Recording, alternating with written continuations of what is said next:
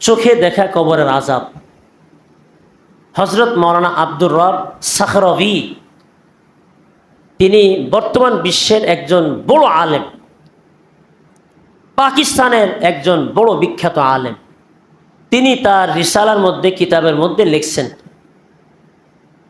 এক ঘটনা। উনি লিখছেন একজন কৃষক, বড় আল্লাহওয়ালা, বড় নামাজি, বড় ইবাদত গুজার। অনেক কৃষক আছে না বড় নামাজি? আল্লাহু আকবার, আল্লাহু আকবার। আসে সে মাঠে, মসজিদ তার থেকে অনেক দূরে, নামাজের সময় হয়েছে, মসজিদে আসা তার পক্ষে সম্ভব নয়, সেখানেই সে আল্লাহর হুকুম পালনে নামাজে দাঁড়ায় যায়। এরকম কৃষক আছে না নাই? এরকম কৃষকের মর্যাদা আল্লাহ পাকের কাছে অনেক বেশি, আল্লাহ রসুল বলে গেছেন। তো এরকম এক কৃষক সকালবেলায় বের হয়ে গেছে কাজে, জোহরের নামাজও তিনি মাঠেই পড়ছেন। আসরের সময় মনে করছিলেন বাড়িতে গিয়ে পড়ব, মসজিদে গিয়ে পড়ব। কাজ করতে করতে করতে করতে এতটাই দেরি হয়ে গেল, এখন ওই 1-1.5 মাইল দূরের মাঠ থেকে বাড়িতে এসে মসজিদে এসে পড়তে গেলে নামাজের সময় চলে যাবে। তিনি মনে মনে ভাবলেন, নামাজটা আমি এখানেই পাশে কোথাও পড়ে নেই। তো তিনি এক জায়গায় নামাজ পড়ার জন্য তার কাছে যা ছিল, গামছা এই তুলো তো থাকেই, বিছায়া নামাজ পড়া শুরু করছেন। যখন তিনি সিজদায় গেছেন, তিনি আওয়াজ পাইতেছেন তার পাশে একটা কবর। ওই কবরের মধ্য থেকে আওয়াজ আসতেছে, আমি এই কবরের মধ্যে জীবিত, আমাকে বের করো। আমি এই কবরের মধ্যে জীবিত, আমাকে বের করো। আরে উনি আশ্চর্য হয়ে গেছেন, কি ব্যাপার, কি ব্যাপার, কবরের ভিতর থেকে কি আওয়াজটা আসতেছে? নামাজ শেষ করে উনি একেবারে কবরের মাটির উপরে কান লাগাইছেন। উনি সুস্পষ্টভাবে আবার ওই আওয়াজ শুনতেছেন, আমি এই কবরের মধ্যে জীবিত, আমাকে কবর থেকে তুলে নাও।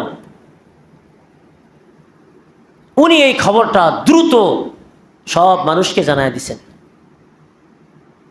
হাজার হাজার মানুষ ওই কবরের পাশে জমা হয়েছে। এখন কবর থেকে মুর্দাকে উঠাইতে হবে। সে তো মরে গিয়েছিল বলেই তাকে কবরস্থ করা হয়েছে। কবর খুঁড়ে মুর্দাকে উঠানো যাবে কি না, এই ক্ষেত্রে ফতুয়া মাসআলা কি ঢাকা বিশ্ববিদ্যালয়ের অধ্যাপক আসিফ নজরুলের কাছে গিয়ে নিলে হবে? ঢাকা মেডিকেলের ডক্টর? এই সময় আলেম মুফতি দরকার। আলেমদেরকে ইজ্জত করা, আল্লাহ আমাদের সকলকে সহি বুঝ দান করুক, বলে না আমিন। জীবনের সর্বক্ষেত্রে সব সময় দ্বীনি কাজে, ইসলামিক জীবনযাপনে আলেমদের প্রয়োজন। এখন কবর তো খুঁড়তে হবে, মানুষ তো উপস্থিত, তা আলেম দরকার। আলেমদের কাছে জিজ্ঞেস করলেন যে এরকম এরকম এই কবর থেকে আওয়াজ আসতেছে যে আমি কবরের মধ্যে জীবিত, আমাকে কবর থেকে একটু বের করেন। এখন কি আমরা কবর খুঁড়ে দেখতে পারি জীবিত কেউ আছে কিনা? কবর খোঁড়া কি জায়েজ হবে? তো একজন মুফতি সাহেব আলেম ফতোয়া দিলেন, হ্যাঁ, যদি আপনারা সুস্পষ্টভাবে এ কথা শুনতে পান যে কবর থেকে এরকম আওয়াজ আসতেছে, তাহলে কবর খুঁড়ে দেখতে পারবেন। তো আলেমের ফতোয়া নিয়ে কবর খুঁড়ছেন। কবর খুঁড়ে দেখেন কবরের মধ্যে একজন মহিলা উলঙ্গ অবস্থায় বসা। এটা দেখেই মানুষজন সরে গেছেন, আরে এটা কি, কবরের মধ্যে মহিলা উলঙ্গ অবস্থায় বসা, এখানে তো থাকা যায় না। যে মানুষের মধ্যে একটু রুচিবোধ আছে সে তো আর সেখানে তার দিকে তাকায় থাকতে পারে না, সরে গেছেন। ওই মহিলা কবরের ভিতর থেকে চিৎকার করে বলতেছে, আমার বাড়ির থেকে আমার কিছু কাপড় চোপড় এনে দাও, আমি কাপড় পরব। তার বাড়ির থেকে তার কিছু কাপড় চোপড় এনে দেওয়া হইল। মহিলা কিছুদিন আগে ইন্তেকাল করছে, অল্প দিনের খবর। তো লোকজন মনে করতেছে, উপস্থিত জনতা মনে করতেছে, এই তো কাপড় পরবে, সে কবর থেকে বের হবে, তার কবরে তার সাথে কি ঘটে গেল সেটা সবাই জানবে। কিন্তু মহিলা কি করলো? মহিলা কাপড় চোপড় পরে মুখটা ঢেকে এক দূর দিয়া তার বাড়িতে ঢুকে পড়ছে। অনেকে মনে করবেন যে হুজুর এটা কি কোনো সাধারণ কিচ্ছা কাহিনী শুনাইতেছেন? না না, বুখারী শরীফে যারা হাদিস বয়ান করছেন, ইমাম বুখারীর উস্তাদের উস্তাদ, ওনারও এই ঘটনা ঘটছে। ইন্তেকাল হয়ে যাওয়ার পরে, কবরে চলে যাওয়ার পরে আবার আল্লাহ তাআলা তাকে জীবিত করছেন। 10 দিন উনি জীবিত ছিলেন, এরপর আবার ওনার ইন্তেকাল হয়ে গেছে। মালিক যদি চান এরকমটা পারেন কি পারেন না? ইন্নাল্লাহা আলা কুল্লি শাইইন কাদির। রব্বুল আলামিন বলেন, নিশ্চয়ই তোমার মালিক আমি আল্লাহ সব কিছুর উপর মহা ক্ষমতাশীল। আমি পারি সব কিছু, তুমি সব কিছু পারো না। মহিলা দৌড় দিয়ে বাড়িতে চলে গেছে। সবাই তার পিছনে পিছনে দৌড়ায় তার বাড়িতে গেল জানার জন্য যে কি হইল, তুমি আমাদেরকে কিছু জানাইলে না, আমরা জানতে ইচ্ছুক। সবাই জানার জন্য আগ্রহী। মহিলা বাড়িতে ঢুকে ভিতর দিয়ে গেট লাগাই দিছে।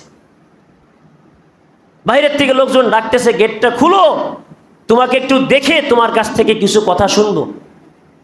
মহিলা ভিতর থেকে বলতেছে, আমাকে দেখলে তোমরা বেহুশ হয়ে যাইবা, তোমরা আমাকে দেখতে চাইও না।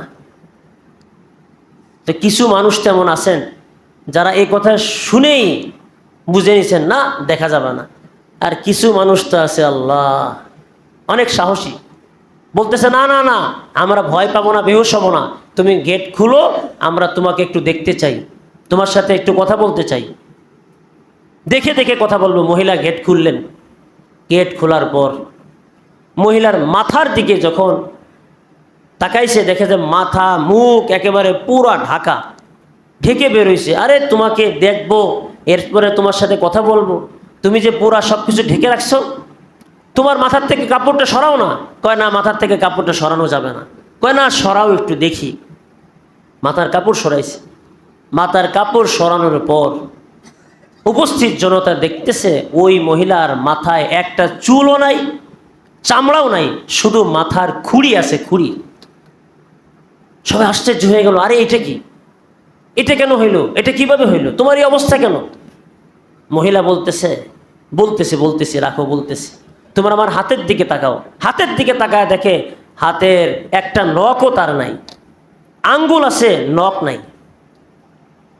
মহিলা বলতেছে, এবার তোমরা আমার মুখের দিকে তাকাও। মুখের দিকে তাকাইছে। মুখের দিকে তাকায় দেখে দাঁত তো সবগুলো আছে, কিন্তু ঠোঁটের উপরের নিচের একটা অংশ কিচ্ছু নাই, পুরা ঠোঁটকে ছিঁড়ে ফেলা হয়েছে। উভয় ঠোঁটকে, উপরের নিচের দুটো ঠোঁটকে ছিঁড়ে ফেলা হয়েছে। এবার উপস্থিত জনতা জিজ্ঞেস করতেছে, আচ্ছা তোমার এই হালত কেন? তোমার এই চুলগুলো এমনভাবে উপড়ে ফেলা হইল কেন? এরকম উপড়ে ফেলা হইল যে চুলের সাথে সাথে চামড়া পর্যন্ত উঠায় ফেলা হইল। মহিলা বলতেছে, শোনো, আমি চুল ছেড়ে রাস্তায় বের হইতাম, পর পুরুষকে আমার চুল দেখাইতাম, আমার চুল দেখায় দেখায় পর পুরুষকে আমি আমার নিজের দিকে আকৃষ্ট করতাম। আপনার স্ত্রী, আপনার মেয়ে, আপনার বোন, আপনার পরিবারের এমন কেউ কি নাই যারা এভাবে রাস্তায় বের হয়? কেন আপনি তাকে এভাবে বের হইতে দেন?